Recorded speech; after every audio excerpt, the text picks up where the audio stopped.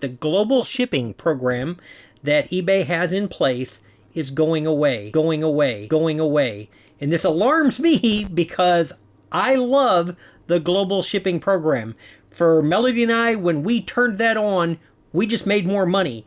We've had very, very few issues throughout the years, and it's just been great. It's going away, and I think they might be replacing it with something that will be better. In a nutshell, here's what it amounts to. Right now, when we sell something through the global shipping program, I don't pay any additional shipping. I pay the same amount that I was going to pay to ship something domestically. From Central Texas, where I live, we ship right now to Erlanger, Kentucky. That's their hub, and they ship from there to whatever country it's sold in.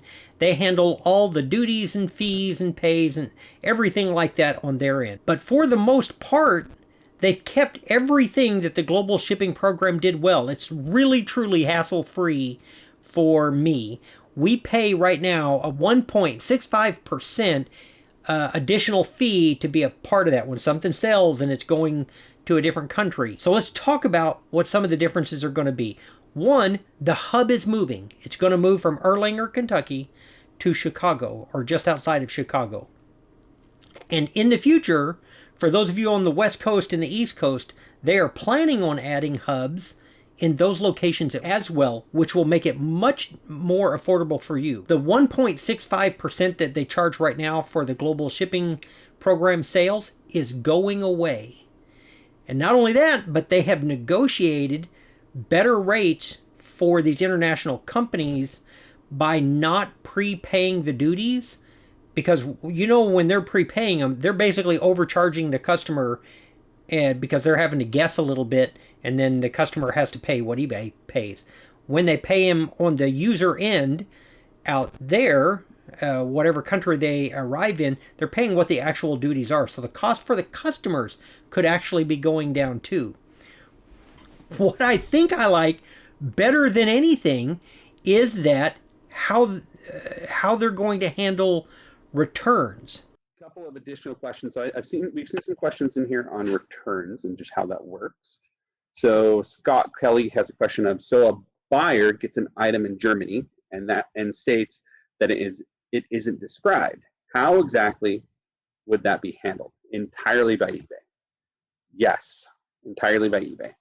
So within this program, when a buyer opens up a return, regardless of whether that return is not as described or what we call a remorse return, those situations are handled by eBay. So this program handles returns where we are providing a label to the buyer to return the item.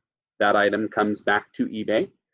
We then inspect the item to understand if it matches what the buyer is claiming or not. What we're really trying to do is understand what the buyer is doing relative to, are they sending back the right item or are they sending back something fraudulent? At which point it gives us more information on how we look at the buyer in the future. But from a money standpoint, we're paying for the label, we're paying for the return, and you do not need to worry about these. So from going forward within eBay International Shipping, we'll be communicating more details about it, trying to get very transparent on how the process works. But so right now in the pilot, you do not need to worry about these. We'll get really transparent, really clear, put more details on the website. Returns are handled through the program, including the return shipping and the refund, regardless of whether it is a remorse return, as I said, or an item not described. eBay will handle those, period. Whether it's item not as described or arrived broken or never arrived, and it will have no negative impact on the seller. There will be no refunds having to be paid by the seller for any refund reason. If I'm understanding that correctly, and he said that I was, that's a boon for us.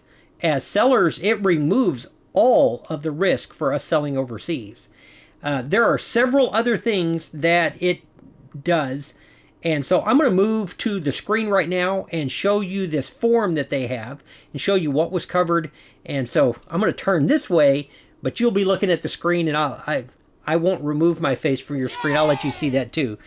But this is the sheet that I'm talking about, this international shipping features here. And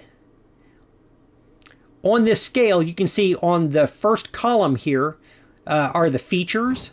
And it talks about eBay accepting the returns, the international fees, and all of those different kind of things. It also has what is in the GSP right now, the Global Shipping Program. And I know that a lot of others, I don't use it, but I know that some of you use the eBay International Standard Delivery, and it covers that one right here. Like it's cheaper for the buyer for you to use that, but there are less seller protections with it. If you look on the far right, this is what the new EIS will cover. It basically takes the two previous programs, combines them into one, and creates something that will be good for us, I think. So let me talk about one downside that I hear right now, but I think that will go away. One of the main downside to it right now is there is a limit of $150 on the sale price. And so that's going to eliminate a ton of items that you could sell through one of these other programs that you won't be able to sell through EIS. But as they do this rollout, their goal is as quickly as possible to raise that limit to where GSP was and the international standard shipping and beyond it. Their goal isn't to stay at the 150. Also, it's a limited rollout, so you can go and opt in, but that it isn't available to everybody just yet. There were some questions they didn't answer me. The program almost looks too good to be true. I can ship anywhere in the world, and if I'm shipping out junk and those people don't like it, eBay eats the cost. If it's 100% seller protection, what about those people that are going to take advantage of it? Are they going to ruin it for the rest of us? How are they going to do that? They didn't answer that question in the chat that I was in. And they didn't answer the question, what are they going to do with the products that they get or they get returned? How that impacts you is if they are getting things back that you have and that you sell, and they get it back, and then eBay competes directly with you. In the past, it was Pitney Bowes, and they got those items, and I know for a fact they used my ad, my pictures, my description to sell my item that didn't make it through the GSP and cut my price, and I still had some. So they didn't answer that question, and I will link that video. It's one of my earliest videos, but I still had a great time learning about that. He did say in this that one of the other things that's changing is right now Pitney Bowes is the one that handles the global shipping program, the hub part of it where the actual shipping takes place, and eBay is going to be taking those over instead of Pitney Bowes. So I'm curious to see what that will happen in the end. But the reality of it is the global shipping program will be going away. The rollout it has begun, and I don't know that I'm going to opt in just yet until I do some more studying. Everything looks like fantastic. Like, I don't know why you wouldn't want to do it. It's a little bit further for me to ship from, I'm in Central Texas, from Kentucky to Chicago, but it's probably a lot better if somebody were in Maine or, Oregon or something like that. There's a couple of downsides. The rollout will continue through 2023, but it's coming and it looks good. So keep your eyes open for it. In my description, I will link the comparison table for you to be able to find it. I don't think this is something to be afraid of. I think it's something to be excited about and hope that it's everything advertised. And that's it for this one. I will see you real soon on the next one. Bye.